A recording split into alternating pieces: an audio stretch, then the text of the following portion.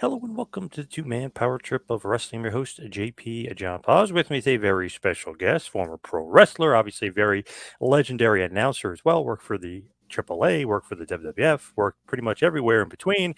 Mr. Hugo Savinovich. Hugo, how you doing? ¡Ah! Tangana. Y ahí está Rey Misterio atacando a su hijo Dominic. Viene, le lanza el golpe. ¡Fua! ¡Fua! That is my passion. That is my upbringing. 20 years as a wrestler.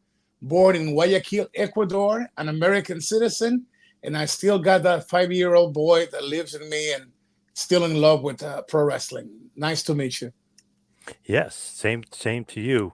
What is going on in your world? What are you up to? I know a lot of things. You're kind of all over the place. Yes, I'm a preacher, I'm a pastor, and very much right now sad with the situation in Florida. I have a small wrestling company there called NGCW, and we use the wrestling shows to make money to feed the people and give the children about 1,000, the books and the scholar things they need.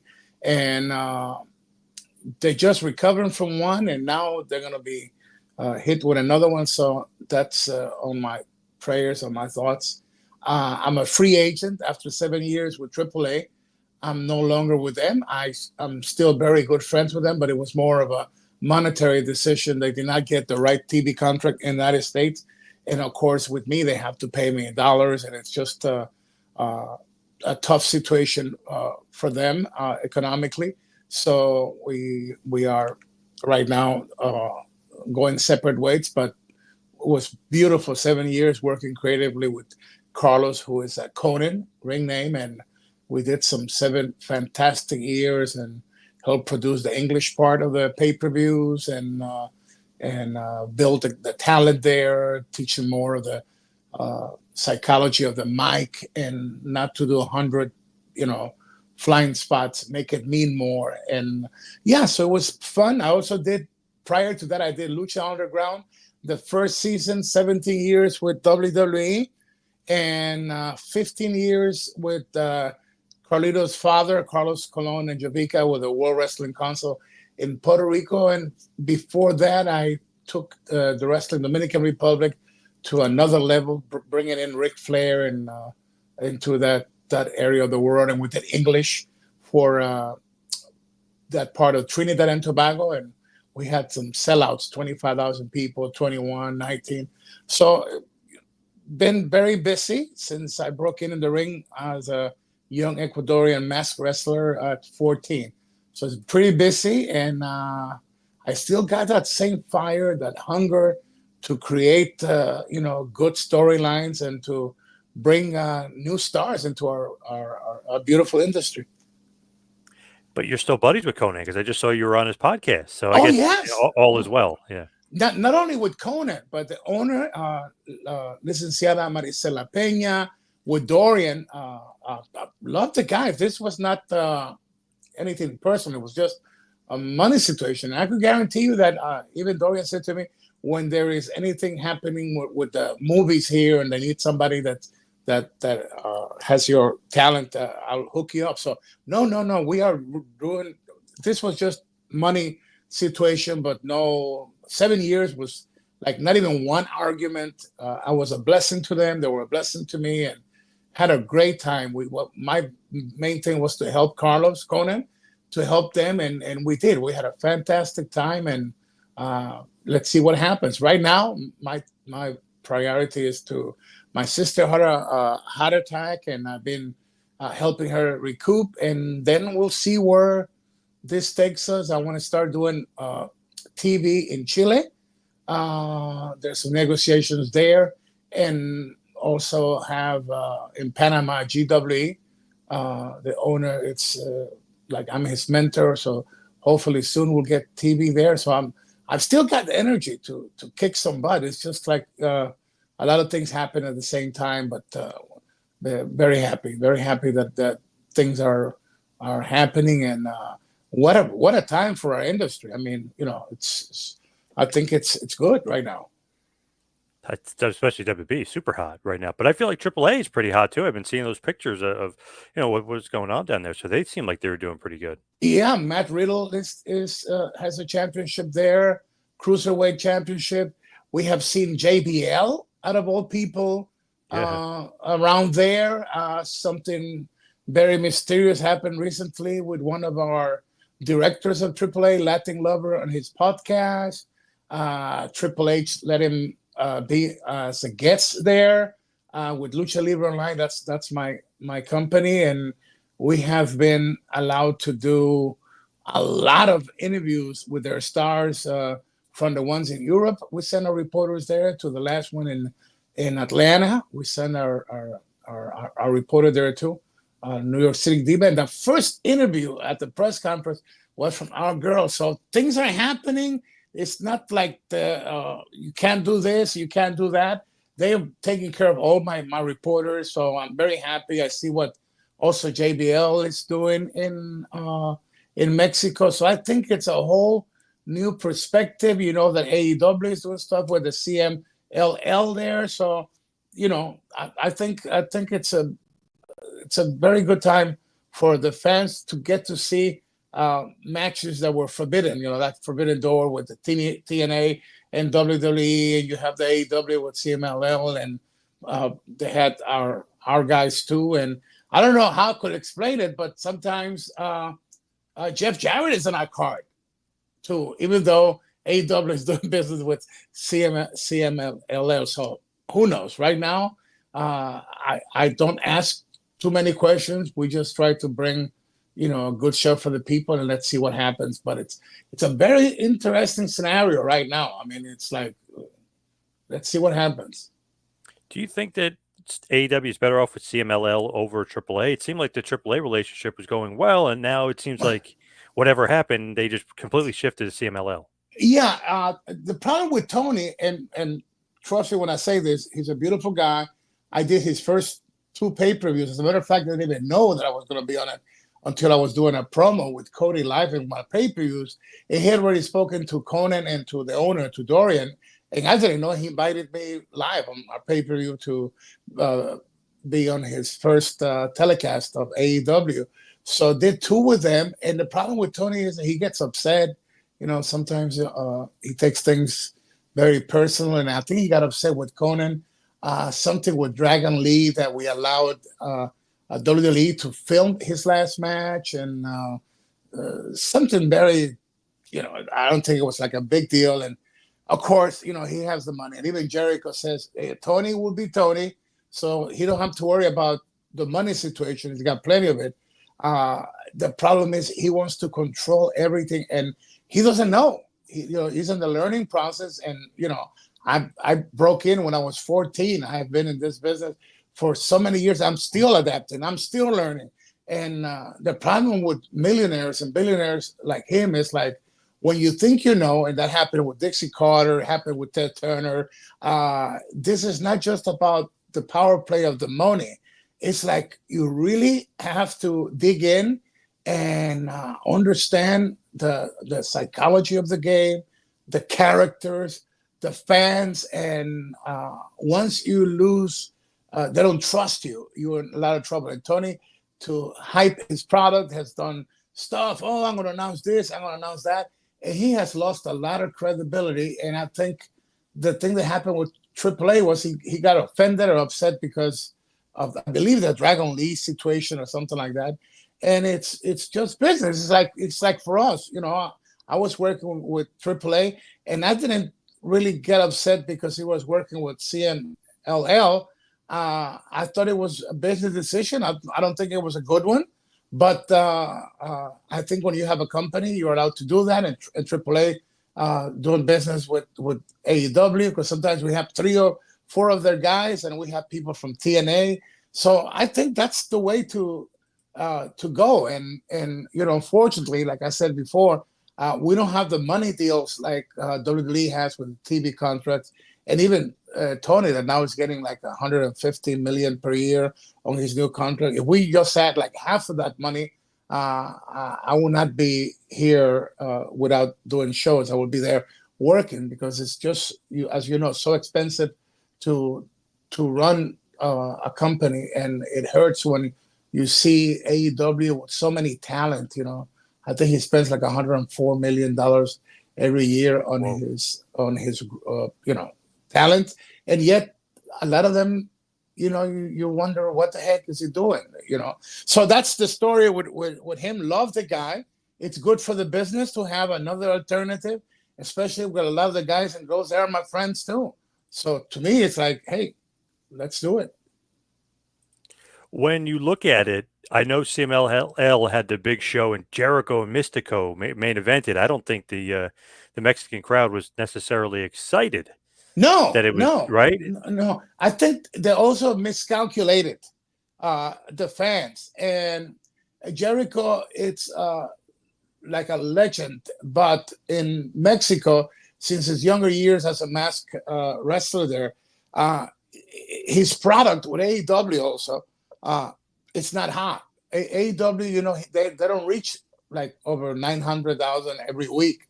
And Jericho, it's famous for his WWF attitude and WWE attitude, and he hasn't been on that product for a long time. So they miscalculated, and I believe they left it for the last match in the arena, and people were actually leaving the place.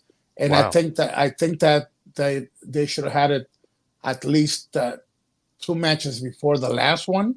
And sometimes you gotta think ahead, and rather than have pride rule, like, no, this is Jericho and this is our big star. No, sometimes, and I have seen it in our events when I was with WWE, WWF era, that sometimes Vince will decide this would be the one to close the show, and it didn't go well. So this happens.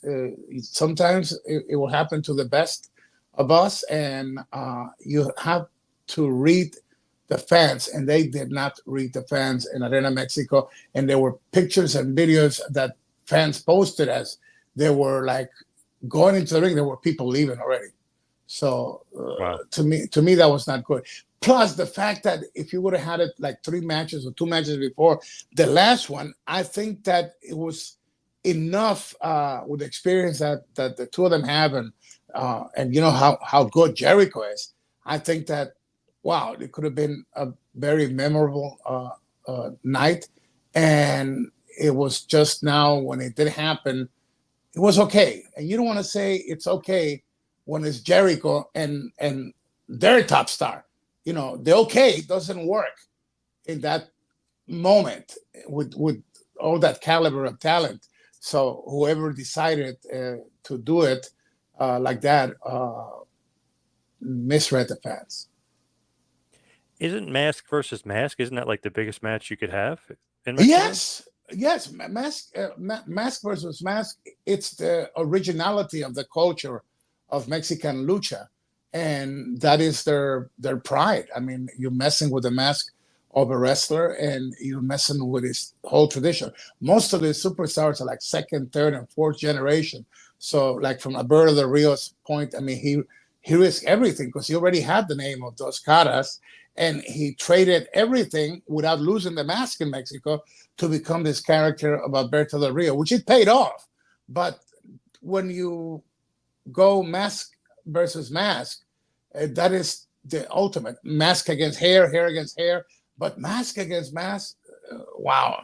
I've always dreamed of having Stadium Azteca, and prior to knowing that Hijo del Santo he's doing his retirement tour right now, but I thought that I would have loved to produce 60, 70,000 people at the stadium and have like Blue Demon, LA Park, and Hijo del Santo must be a winner, and if there was, they didn't have a pinfall or submission, the three of them will lose their mask, something that has never been done before.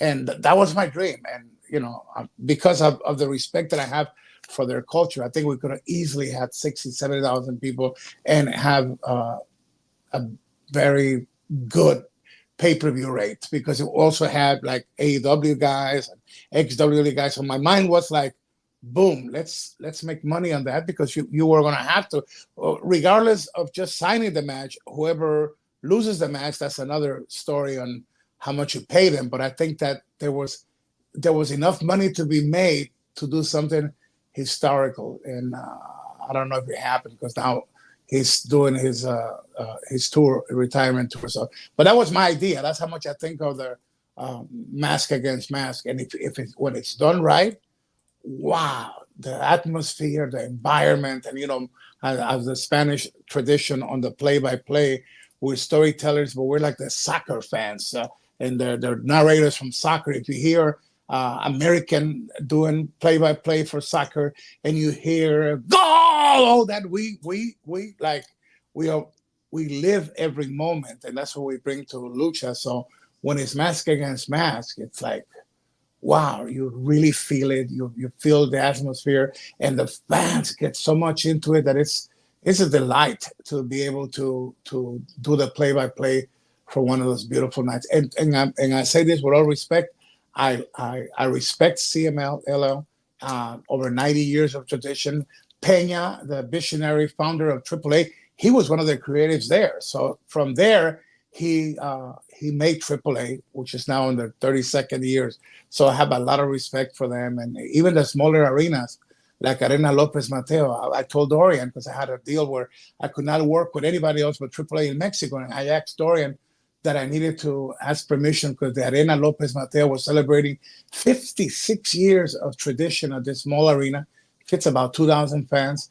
And they were dedicating that anniversary to the founder, Mr. Guzman, and myself. And as a foreigner, to me, it's like, wow, it's not WrestleMania, it's not Triple Mania, but it's this small arena of this family that founded this place with a capacity of 2,000 people that thought in their minds to dedicate that to their founder and to myself. And I took that, wow, they really got my heart on that, because it meant a lot, especially for a foreigner. To me, it meant a lot. Yeah, that's awesome. Yes. With Triple Mania, just to talk about that for a second, it seemed like that was a huge storyline to end the show. Latin Lover, Konnan, you thought they made up. I guess they didn't make up. I mean, it's really interesting. Obviously, JBL. I mean, what an interesting Triple Mania. Yeah, not only that, but remember that historic Hollywood type of match of AJ Styles and The Undertaker. Remember that match that we knew that it was filmed like a movie, like from certain hours to dawn or whatever the heck they took doing it. And it was so good that Undertaker said, well, why try it for another match? That was like it. Well, on that Triple Mania, we had 20,000 fans, English play-by-play. Obviously, we do in Spanish, live on Space, and we have the Fight TV, other places, and they did the goodbye tour of Canadian Vampiro Canadiense, and it was done in a way where the fans were there. There was no second shot. It was doing like a Hollywood movie thing. It was like he was going to go to like 5 circles of hell, where he will meet people from his past. But right there, live. And they turned the mics on for that adventure. And then our play-by-play was heard right in the Arena Ciudad de Mexico. And there was no stopping. It was just one shot, boom, going through all those passages with time and the 5 circles of Inferno or Hell from Vampiro. And that has never been done before. I don't know if it could be done again, but it worked and was fantastic. And even one of those circles, there was a coffin, and boom, because it was a casket match. And the coffin, when they opened, they saw La Parca, like he died tragically after doing a tope, and he couldn't recover. And after months, he passed away. And on that night, he was like revived for that storyline, and people went nuts. I mean, there was critics talking about how the hell you could do something like that. His son, who's a wrestler, approved. His family approved. But anyway, the story was like you got to see him as Bandera was trying to win the casket match and put in Vampiro. There was La Parca there, so we go from it was just done really good without having the millions of dollars that WWE has or AEW. I wish we would have had the money so we could have invested on or more special effects and all that stuff. But that was it. We did it, and if that's the case, that was my last match for AAA, and you want to go, if that's your last match, what a way to go. I mean, 5 circles of hell, working with the top creative, Konnan, who's a friend of mine, people that I loved. I spent 7 years with them, bringing Lucha to another level. The same Lucha that you see now in AAA has grown, and I know that it has to grow more. But wow, so many things, and right now, all they need is a big contract in the United States, so they could make the money necessary to do the changes, to have the right TV equipment, and because these people like Tony or Triple H and Nick Cannon, The Rock, and TKO, I mean, they have so much money that they could buy. Well, WWE was always known for, before even the NFL got the new equipment, Vince would have it. And as a matter of fact, when they were showcasing that new instrument, TV, camera, or editing, the first thing that ABC or NBC or whatever NFL, they would say, who tried this? And whenever they said Vince tried it, they would say, okay, let's check it out, because Vince always had a vision that you have to spend on showcasing your product. So that's what Tony's doing, and I would love for AAA to have that opportunity to have money and to really take it to another level, because they're good people. I miss them very much, and it was 7 good years, as it was with Vince for 17 years too. So to me, it's like, wow, if you go through life, and I believe life is about experiences and an adventure, and you're able to do this and spend times with some of these visionaries and some of the best talents, a chair shot from Hulk Hogan, getting drunk with Andre the Giant in New Mexico, all this stuff, and being in the top hotel in the Bahamas with Frenchie Martin, Pierre Martel, and Andre, and having like the best room in the house, and being like 20 feet away from that room, and this guy's pass out, and they have all kinds of money, and now I'm caught between, I paid that much money for the room, and yet I'm in this little chair guarding a giant of a man, Andre and Frenchie Martin, Pierre Martel, because they have so much money and they're drunk, and but those moments are what make us. But and having that luxury of spending time with some of these great guys, and I brought Rey Mysterio to my shows that I produce in South America, Mysterio Mania, and to see the Hardys against the Young Bucks in a ladder match before they did it here in the States. And like you hear about Fight Forever, go check, Google Fight Forever South America. I did that like 6 years before Tony thought of it, and even the Universal Championship that Vince used, you go to 1983, NWA and the World Wrestling Council that we created had that match. The winner, NWA champion Flair, World Wrestling Council, Carlos Colon, the winner was going to be acknowledged as the new Universal Champion. So we did this way before Vince thought of doing that, and we were ahead of our times, but really, and we were able to bring another level of entertainment to places that they said, no, you can't do this here. This is no money here. And I proved them wrong, because we did fantastic money in the Dominican Republic, Puerto Rico, Port of Spain, Trinidad, 25,000 people, and in Chile, and Vince hadn't run Chile in 5 years until I ran it. And then he just punched me hard with 2 big shows in a row and so much money to pay for publicity. But that's part of what I do. I love to give people the best shows and to treat the talent the right way. You could talk to any of the guys and girls that I booked on my shows. I always try to get them the best hotels, the best guarantee, and treat them with respect. And I do the storylines, but if theirs are better, we're switching.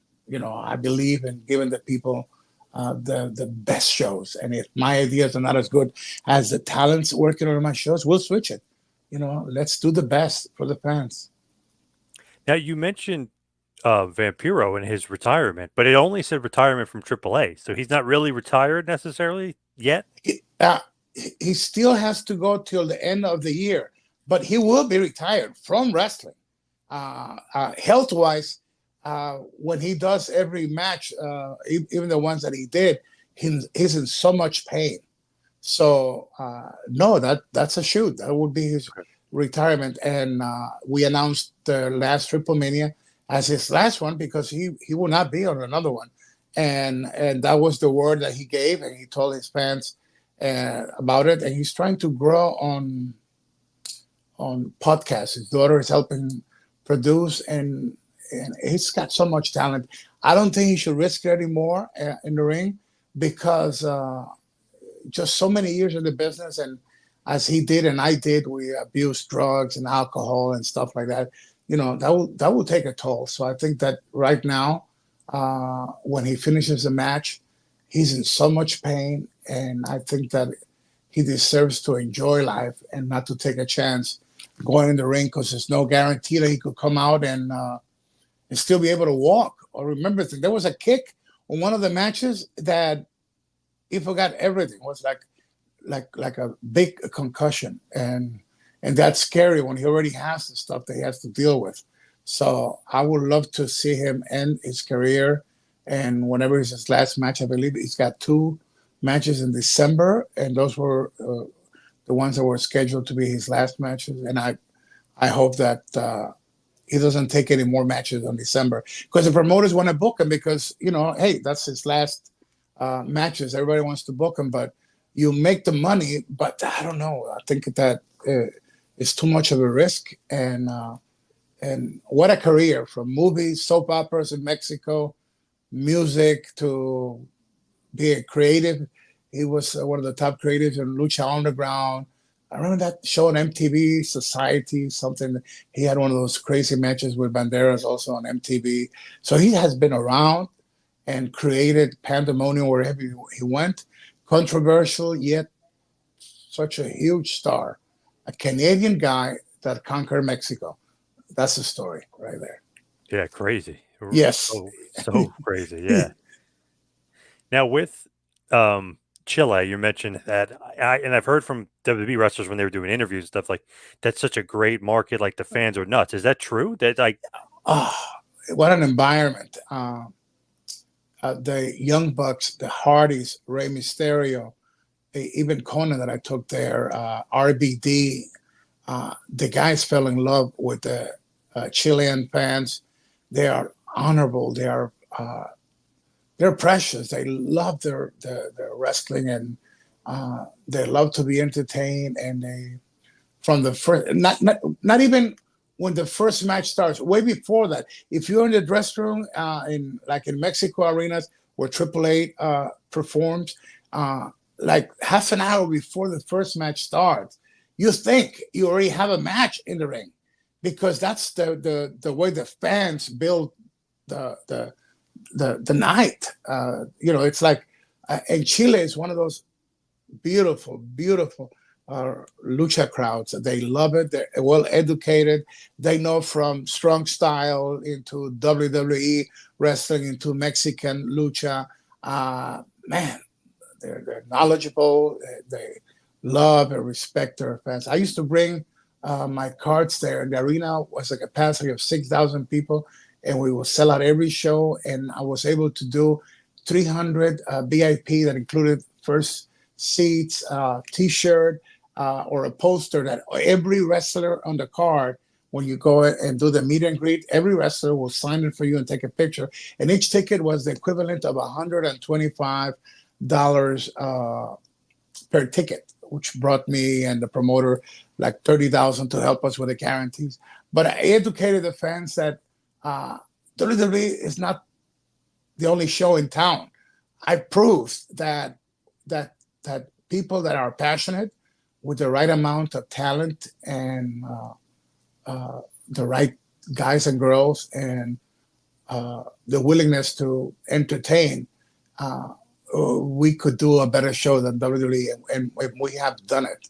I mean, you bring me to a place and I have the right group, the right talent, and we could kick some butt, you know, and do a show. I proved to them that WWE is not the only show in town. They have the money, they have the millions of dollars to contract the guys, but whoever I bring, we pay them good, and all I ask is for them to go out. If I give them 15 minutes, please give me 15 minutes of your talent. You know, I respect you, respect my fans, and respect this small company, and we have done it, and I've proven that we could kick some butt, and that it doesn't matter if they're WWE or AEW. I believe that if you have pride in what you do, you could do a super show, and sometimes even better. And I have done it in many countries. Years ago, when I was working for an independent company here in Virginia, we had these two Chilean kids. Basically, they came from and they were learning the ropes and they were wrestling and stuff. One kid was Pedro, great kid. I know them. As a matter of fact, Yeah, I gave him a chance in my company. Yes, in Chile. I would do that. I would help. I would not do what other people do. They just hire their own talent. The Chilean championship, I let them decide who was the champion. That was like crazy because I did it like NWA. I had them, the local promoters, make the decision, and I will respect it. And I did. yeah. I was basically just in charge of maybe getting them there, and they were getting their footing. They were learning how to work like the American style. It was really cool that they came over and decided to do that, and they stayed with somebody that was somewhat of a famous wrestler that was kind of like letting them stay in their place. It was really cool. I was like, man, I didn't realize Chile was such a big like wrestling environment. Yeah, and they have the money. It's you don't hear about them with too many immigrants to the States. It's a lot. They have a big bunch of Chilean in Australia, out of all places. But they are allowed to come in with visa, like no problem, because their economy is usually very strong, and they are really adapting to improving their skills, and they're switching from everything was like Mexican until I started running, and I said, no, you got to find a way of doing a hybrid where let's not just go American, but let's not stay with the Mexican, or let's not go into a strong style. Let's do a mix and see where the audience goes with it. And I always thought of him. I said, I used to go to work to Japan and got good money when they were selling out and they had the big TV contract. So somebody thought that going strong style and like more realistic and hurting each other was going to be the way to go. And they lost the big contracts. And even New Japan Pro Wrestling, I mean, you have the Kingdom events, which is like WrestleMania, but other than that, they for the time that they've been there, some of those houses are like 1,800 people, 2,200, and back then, some of those towns they used to put like those blue like tents or something, I don't know how you call it, to do like in a parking lot. They just did like an arena there. Then you could just go in and without paying the ticket, but they're so honorable that you had 8, 9, 10,000 people in the parking lot of a mall on a built, arena with a blue wall, whatever you call that you could just like come in if you really wanted to, and everybody be respectful, have a great time, make so much money. Live TV, like the equivalent of NBC, ABC, or CBS, and that's what you did before. And they went crazy with a strong style and all that stuff. And it is good, but it's not going to draw you the big audience and the big fans. It's you have to find a way of connecting with the fans. And that used to be a place where, wow, on a regular card. I remember working in the Tokyo Dome. It wasn't like their big like event of the year. It was just a regular show. And I remember them having 40,000 fans on a regular show, and now you got to have something like huge, and they're not even selling out Tokyo Dome or whatever. So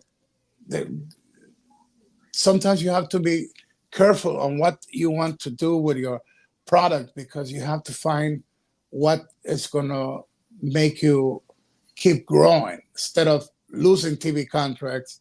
and going from big arenas into like small 1,500, 2,000 uh, fans, and this is what's happening right now in Japan, unfortunately. Yeah, definitely. I guess you call it a transitional period for Uh sure. huh. I mean, they lost Yeah. most of the guys to AEW, which kind of stinks too. Yeah. Yeah. And then we know that from WWE to AEW, not just the Japanese, but even Latinos and even top stars, the majority of the times they are kept home because they don't have a good creative idea. To me, that's an insult. When you have great talent and you're making them stay home because you don't have something good to work with it. And I think that just showcases where we are creatively. And before, I remember that, wow, we work on an idea with Patterson, Bruce Pritchard, Vince, and myself. That was it. That was the whole creative process. And we would work on something like for 2 weeks, and then Vince would sit down with us, and 10 minutes after, he would go, no, didn't like it. Boom, here we go again, another 2 weeks. But it meant something. It wasn't like a desperate, like now you're able to see live what are you doing on ratings and what the other networks are doing, and you get desperate, and then you had a great idea, but now you want to chop off the time and perhaps abort a good angle, you know. And I remember hearing one of my favorite shows. It was Seinfeld, and I remember that Seinfeld said that if he would have wanted to do that with Larry David today, he would have not lasted 2 shows on NBC today, because we got that microwave mentality. The food has to be ready in 30 seconds, and Yeah. and wrestling, you gotta enjoy it. You know, it's like, if you want a good product, you must pay the price and build ingredients, the storytelling, and be patient. And right now, they don't have patience. And then sometimes they dedicate so many weeks to the angle that they should have never started, and yet the one that is really good, uh, they don't follow it. So that's our big problem right now in the industry. Whatever they should not do, they're dedicating time to, and what they should do, they're doing it for 3 weeks, and the story's over. Yeah, like Pentagon and Phoenix, for instance. Like, what happened to them? Oh, Where did they go? well, I had an exclusive talk with Penta. Uh, and when they were saying, remember they were saying, no, they already had sent to WWE new mask and all this, and they're going to debut. And I spoke to him, to Penta, and he says, I don't know where they get that. Because first of all, if you're under contract, you cannot be negotiating with another company. I mean, they could sue your butt and you could lose a lot of money. Plus, nobody wants to use a talent that they know that without finishing the contract, it's already doing business. I mean, how could you be under contract and already have a starting date with WWE? As we know, you could finish your contract today and then tomorrow start with them, but you cannot do what they were claiming to be. So I think that Tony fell into that trap. He believed the media about them leaving, and I talked to the two of them, to Phoenix and Penta, and they were very unhappy with AEW, and I don't blame him. But they up to this moment that we're talking right now here, they know that WWE is interested in them, but they have not done any deals because they're still under contract. And then with the last situation, Tony is going to apply that added time because of injury on the contract. So he is getting, I guess, in his world, even of the Lucha Brothers by doing that. And he's doing that to two kids that gave him the best, gave the AEW fans their best. They're not troublemakers. They're good kids, some talented people that I think Tony did not handle them the right way, because these guys are money. Remember that at the beginning when they shot that angle, I think it was by the pool on a press conference with the Young Bucks. I mean, it was like everybody was talking about that, and somehow they got lost in the big millions of dollars contracts that Tony signs, and then he gets carried away, and next thing you know, he's got all these big guys and ex-WWE that are in storylines that don't make sense, and then you have the Hardys leaving. I heard Miro wants to go. I already know that a couple of other guys want to leave, and you know, sometimes it's like, hey, you're the alternative. Make it a place where the guys and the girls could dream of having the best time, make the money, grow the rating, and be in a place where they feel, good. Right now, there's a lot of stuff that is like a spying network, where it's like, since that CM Punk fight and also Andrade and stuff like that, it came out where there are people that are there just gossiping and going to Tony with bullshit, and they're poisoning the ambience. And when you don't have that peaceful, creative ambience, you're in trouble, because then it's like the mentality is like, I want to do my thing, keep my mouth shut. I'm not going to trust no one. I got to be very careful. Let me do my thing and let's go home. So when that happens, you are actually like in those old time factories where you punch your card, you come in at 8 and you leave at 5. That's what right now is the atmosphere on AEW. And I know because a lot of people have told me this, and I'm talking to you about it. I don't usually even on my video pieces on Lucha Libre Online, I don't go too much into that because it is so negative. I'm really pro industry of wrestling, and I love for promoters to do good and the boys and the girls to do good. So I try not to go on the negatives. Like sometimes I have like official information or ratings and about networks being unhappy, and sometimes even networks with WWE, and we have official information, and I'd rather just not even go into that because it's not good for the guys and girls there that they suffer because they're the victims of maybe being taken out of a storyline because of when they find out the network is not happy, or just the fans being offended by the news that the company they love sucks right now, or they're not doing what they should be doing, or when they find out that they are doing something wrong to one of the talents. So I try to stay away from that, and I try to keep it very clean. We are Lucha Libre Online. We are 2,300,000 followers. We reach about 43 million people. We average with Triple H. We go into their big shows, and they allow us to do interviews with their stars. We keep it honest, but it has cost me millions of dollars because I don't let none of them control me. I'm not going to be vicious or hurt them, but I'm going to tell you the truth. It's just like the finish on Raw. The title was horrible finish on Raw because people wanted to see Goldberg. They wanted to see something better. There was no need for Sami Zayn to lose. If you want to keep Gunther strong, there were other ways of him staying strong. He's the heel. He's not the hero.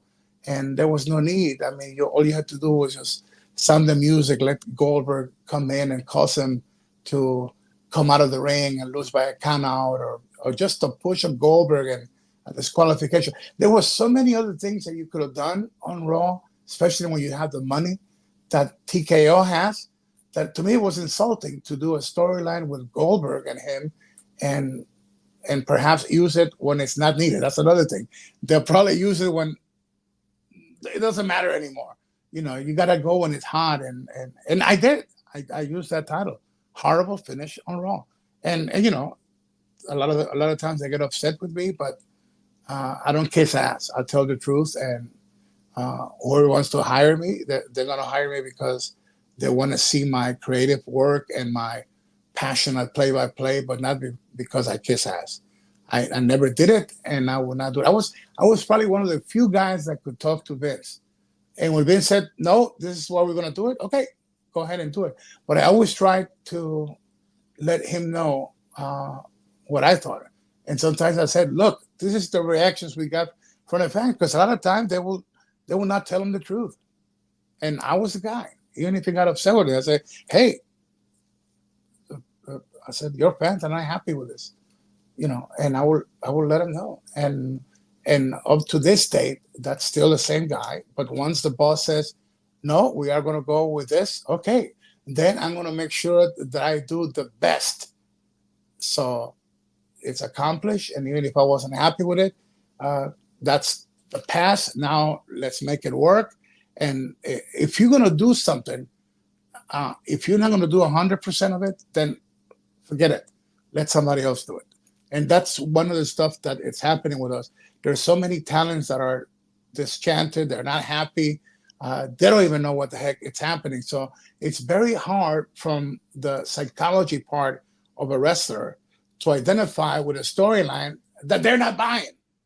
And for them to be given lines like if they were actors from Hollywood, when you already know your characters and you say, hey, that's not him, that's not her, and we still expect people to buy it. And you know that even if they're reading the lines that you wrote, whoever wrote them, they didn't really consider what is that character, or what does he or she mean to the fans. And that's one big problem that we have. We have like so much like Hollywood involved, and yet, they don't really study the character of each talent.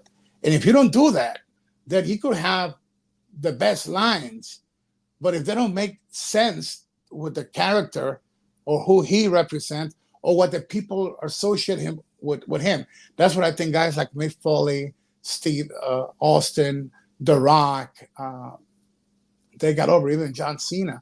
It was experimental. It was things that came through being original, taking a chance. Right now, let's hope that with Triple H now being more flexible, we could see a lot more natural stuff coming out, because the kids, guys and girls, were so much pressure into remembering each line that it was bad acting. And if you're going to have acting, let's make it good. If not, let's make it shorter and give me more wrestling storyline with your body in the ring. And that's what we got to be careful today. Because if not, we're going to have what happened with Lucha Underground. They were movie people, and they didn't conquer the Hollywood people, and they didn't conquer the Lucha or the wrestling because fans didn't know what to expect. They never brought live shows to different cities for the fans to get into knowing the product, because they thought themselves as a movie studio. And after 5 seasons or whatever, I did the first one, and after spending like over 23, 25 million every season, nothing happened. When you look at just current day WWE, obviously Vince is gone. So, I mean, I like a lot has changed. So have you seen the Vince doc, the Netflix documentary? And like, what did you think about that? Oh, yes. We did a special on it. I was very offended because I was born in Ecuador, but I'm an American citizen. And one of the things that I love about this country is you're innocent till proven guilty in a court of law. And I think that they went out of the way to concentrate on the Mr. McMahon. I think even Bruce Pritchard, when he was asked, he said something like that. They just wanted to make him look like crap. And we heard and we reported in Lucha Libre Online that he was trying to buy it from them. And I heard that Kevin Dunn, their ex-WWE director, and he is involved, like the answer to that documentary. And to me, it's like we haven't had the legality of a court of law, and they concentrated more on Mr. McMahon than Vincent Kennedy McMahon. And I would have had loved to see more of stories there, like what really happened with Triple H and Stephanie, more and more of China, more of the scandals like the Edge, Lita, Matt Hardy. I think that there was more to go, and yet they concentrated on the Mr. McMahon, and I don't think that was good. But then the video history of it, boy, they had no excuse because they could have had any video they wanted. And they said this was made before the accusations to whatever Vince, and that he didn't return. Do you blame him for not returning? I would have not returned. It's like, what the heck is going on here? It was just to favor their buying Raw and starts on January. That's what they wanted to do. They wanted to erase Vince by killing Mr. McMahon. And I don't work for WWE, but it goes to court and it's proven that he did these things. Then I'll be the first one to report it. But to me, it's like, if you do a docu-series or documentary, let's do it right. I did one for, what is that? The people that do the dark side. I think I've done 2 with them. And one of Abdullah the Butcher, I used to manage him too. And that's one of the things that I checked first. I said, it's Abby. Is Abdullah going to talk? And it's somebody else from his family going to talk. So before I signed, I see who's participating. And I said, okay, because the sister is talking, Abdullah is talking, so at least I know that it's not just Barry Abdullah. Right. You know what I'm talking about? But here it wasn't the case. I think that Netflix went out of their way to just protect their big, I don't know what, billions of investment on Raw, and they're going to make a lot of money. Trust me, they're going to make a lot of money. I don't think they needed to go that low with Mr. McMahon. I think that if they would have given him more of the benefit of the doubt at the end, I think that it would have been, perhaps you had enough room to do a second one, because his life is about, man, he beat the federal government twice when they took him to court. And then another thing too, they misplaced that it wasn't just Vince.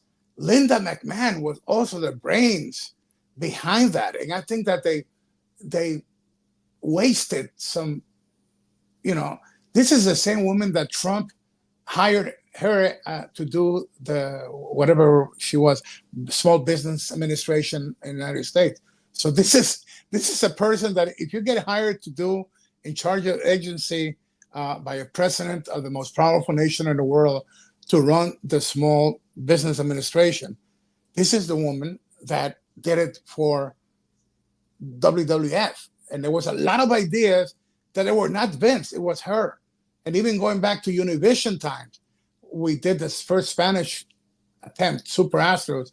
Tom Carlucci and I were the producers, and we had better ratings on that half an hour than the version of the Candid Camera of Mexico. And they wanted to sign WWF to a year, a 1 hour deal, but they were only going to give Vince $40,000 per episode. And Vince would have taken it, but they didn't want us to mention anything about pay-per-view, nothing on the internet. They were afraid. And Linda went to Miami and told the guys that were the owners of Univision, you're afraid of the future. And the future is the internet. The future is cable. And if you don't do anything, that it's gonna take over and we're just gonna be left like dinosaurs. And now you go to airports and you see the Univision stores, you go to the Univision network and they sell you even cars right now. So she was ahead telling them the vision about where business was going. And she was right. And a lot of the big deals, it was her. It was her. So I think there was a lot of things that you could have done better than what they did, but they concentrated on just burying Vince. That was it. Yep, definitely. Now, as we head towards the wind down, head towards the finish, what is next for you? What do you got coming up? I'm a free agent right now, taking care of my sister that had a heart attack. I'm doing some preaching, some conferences. November, first week of November. I'm waiting to see when is going to be our taping to do some Chile, to get wrestling and TV in Chile, and want to do the same with Panama. And at the same time, check with AAA, WWE, AEW, CMLL, New Japan Pro Wrestling, whatever comes up, and it's my best offer because I'm a free agent. So to me, it's like whatever opportunity sounds great, I will do that. I'm having a lot of fun doing what I do for Lucha Libre Online, and we are the small wrestling company that I have in Orlando. We do the shows, and then our profits go to take care of the kids, thousands of pounds of food for the poor families there. We take care of orphanages from Mexico to Honduras.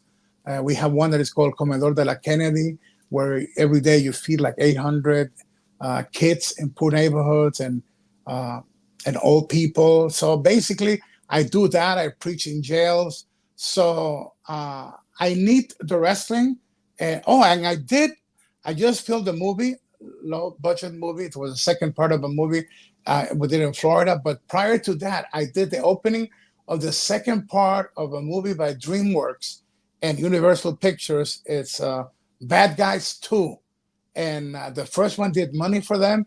And the second one I starred. It's animation, and my character is like a wolf. I cannot tell you anymore. In a lowrider, and I do the voice in English of them coming into the wrestling arena. And that's where the plot begins of Bad Boys 2. And the directors liked what I did in the English part. And they said, hey, you did it in English. It was good.